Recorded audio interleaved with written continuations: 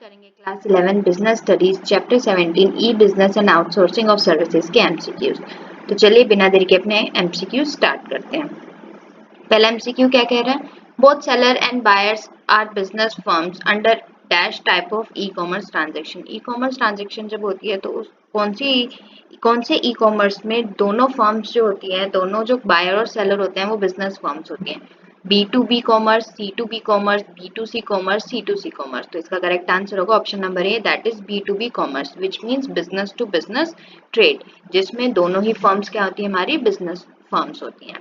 Next MCQ क्या कह रहा है? Which method is very popular for making online transaction. कौन सा मेथड सबसे पॉपुलर है ऑनलाइन ट्रांजेक्शन करने के लिए? Credit card, all of these, net banking, debit card. तो क्रेडिट कार्ड भी इजी पड़ता है ऑनलाइन ट्रांजेक्शन के लिए, नेट बैंकिंग तो बेस्ट तरीका है ही, और डेबिट कार्ड भी। तो answer will be all of these. Question number 3 क्या कह रहा है? Dash refers to the contracting out some of its activities to the third party which were earlier perform by the organization. हम उसको क्या कहते हैं जो जब कोई बिजनेस फर्म किसी थर्ड पार्टी को आउटसाइड द बिजनेस ऑर्गेनाइजेशन, किसी और ऑर्गेनाइजेशन को कांटेक्ट करता है इन ऑर्डर टू प्रोसेस और in order to perform its activity, उसको क्या कहते हैं? क्या वो बीपीओ, ई कॉमर्स, आउटसोर्सिंग और ई बैंकिंग? तो हमने अपने चैप्टर के लेक्चर में पढ़ा था कि उसको क्या कहते हैं, आउटसोर्सिंग। तो correct answer will be option number C. Question number 4 क्या कह रहे हैं? Under what method payment is made at the time of physical delivery of goods. नीचे लिखे हुए में कौन सा मोड ऑफ पेमेंट है जब हमें गुड्स रिसीव हो जाते हैं तब हम पैसा देते हैं? Cash on delivery, debit card payment, credit card payment, prepaid amount. तो correct answer will be cash on delivery. आप भी ऑनलाइन परचेजिंग करते होंगे तो मोस्ट ऑफ द टाइम हम लोग cash on delivery he prefer करते हैं। क्वेश्चन नंबर 5 क्या कह रहा है? It is not an application of e business. नीचे लिखे हुए ऑप्शंस में से एक ऐसी चीज है जो हम ई बिजनेस में नहीं करते। पहला है कॉन्ट्रैक्ट आरडी, सेकंड है ऑनलाइन ट्रेडिंग, थर्ड है ऑनलाइन प्रोक्योरमेंट, फोर्थ है ऑनलाइन बिडिंग। तो हम जो ई बिजनेस में नहीं करते वो होता है हमारा कॉन्ट्रैक्ट एंड आरडी। नेक्स्ट क्या है? The payment mechanism typical to e business. ऐसा पेमेंट मैकेनिज्म जो ई बिजनेस में टिपिकल है, जो मोस्टली यूज ही किया जाता है। Credit and debit cards, cash on delivery, cheques and e cash. तो इसका करेक्ट आंसर होगा कैश एंड डेबिट कार्ड्स। ये मोस्टली यही मोड ऑफ पेमेंट या पेमेंट मैकेनिज्म आप बोल लीजिए यूज किया जाता है। नेक्स्ट क्वेश्चन क्या कह रहे हैं? Here parties involved in electronic transactions are from within a given business firm, hence the name is। अब बोल रहा है कि जो भी ट्रांजेक्शन होती है या जो भी कॉन्टैक्ट होता है वो इलेक्ट्रॉनिक ट्रांजेक्शन के थ्रू सेम एक ही ऑर्गेनाइजेशन के डिफरेंट डिपार्टमेंट के अंडर होता है।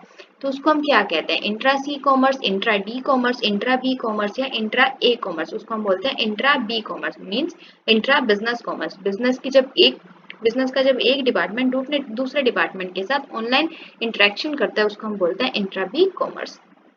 नेक्स्ट क्या? Dash transaction have business firms at one and and its customer on the other hand. कौन सी ट्रांजेक्शन में बिजनेस फर्म होती है एक एंड पे और दूसरे एंड पे क्या होता है? कस्टमर होता है। तो करेक्ट आंसर आपका है B2C, means business to customer commerce. Question number 9 क्या कह रहा है? Complaint logged by a customer at a company's call centre is dash type of business transaction.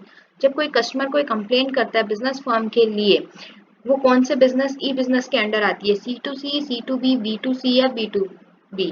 Customer कर रहा है बिजनेस के लिए तो क्या होगा वो? Option number B, that is customer to business commerce. Question number 10 क्या कह रहा है? Both buyers and sellers are customer under dash type of e business. दोनों बायर और सेलर कस्टमर होते हैं कौन से टाइप ऑफ बिजनेस में? C2C, B2C, C2B या B2B? तो करेक्ट आंसर आपका क्या होगा? Option number A, C2C, customer to customer commerce. अगर आपने वीडियो देखी है तो उसमें मैंने बताया, आपको एग्जांपल दिया था बुक्स का। जैसे आप लोगों ने बुक्स परचेज करी और आपका सेमेस्टर एंड हो गया तो आप क्या करते हो? वो बुक्स किसी और को पढ़ने के लिए दे देते हो। तो आप भी कस्टमर हुए, लेकिन जो परचेजर है वो भी कस्टमर है, लेकिन वो आपसे परचेज कर रहा है। पर एक पॉइंट पे आप भी कस्टमर हो और जो जिसको आप दे रहे हो वो भी क्या है? कस्टमर है उस गुड्स का। क्वेश्चन नंबर 11 क्या कह रहा है? India is a preferred destination for BPO because. India BPO जो हमारी आउटसोर्सिंग के सबसे मेजर है, बीपीओ कॉल सेंटर्स जो है वो क्यों हमारे इंडिया को प्रेफर्ड डेस्टिनेशन बोला जाता है? Tax free zones for BPO, cheap people, cheap man power, poor condition. क्यों बोला जाता है? क्योंकि चीप मैन पावर, हमारे यहाँ पे सस्ते में एम्प्लॉयज मिल जाते हैं। इतना अनएम्प्लॉयमेंट है इंडिया में कि अगर आपको 10,000, 12,000, 13,000 में कोई हायर करेगा तो आप लोग चले जाओगे। क्योंकि उनको क्या है कि खाली बैठने से अच्छा है कि एटलीस्ट हमारे पास 10, 12, 13 हजार मंथ का आएगा, तो इसीलिए प्रेफर्ड डेस्टिनेशन क्यों है, क्योंकि हमारे यहाँ पे मैन पावर जो है वो क्या है, चीप है। क्वेश्चन नंबर 12 क्या कह रहा है, out of e commerce and e business which is a broader term. E commerce और ई बिजनेस में से कौन सी टर्म का वाइडर मीनिंग है। None of these both e business and e commerce are same thing, e commerce and e business, तो इसका correct answer क्या है, ई बिजनेस। ई बिजनेस का क्या है जो स्कोप है as compare to e commerce broader है। इसी के साथ हमारे चैप्टर 17 के एमसीक्यू खत्म होते हैं। अगर आपको कोई डाउट है तो प्लीज आप मुझे कमेंट सेक्शन में कमेंट करके जरूर बताएं। हम अपनी अगली वीडियो में last chapter that is chapter 18 business ethics के एमसीक्यूज करेंगे। Thanks for watching. Please like share and subscribe our channel for more videos.